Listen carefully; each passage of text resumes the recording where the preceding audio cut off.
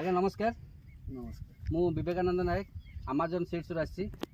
अच्छा सर्वप्रथम आपनकर परिचयटा दियंतु। मो ना सदानंद साहू ग्राम गोरधा मधुबनहाट जिला जाजपुर ओडिशा। अच्छा आपण जो छोटू कलरा लगेइछंती आपण केते ग्राम कलरा लगेइछंती? 40 ग्राम 40 ग्राम लगेइछंती। आपण 40 ग्राम कलरा रे केते आपण अमल कलेनी? अमल तो फास्ट 3 थर तोला हला। फास्ट केते केजी बोलतले? 17 केजी तापरे 40 केजी तापरे 55 केजी 55 केजी। आ आसंता काली तोला गोटे बैच तोला जिवो। अच्छा आपण जो अन्य कंपनी रो कलरा देखुछंती तो से कलर आ हम ए जो कलर भीतर आपण डिफरेंटटा कोन देखुछंती आपण? डिफरेंस टे क्वालिटी भलो होची कलर भी पूरा मस्त अछि।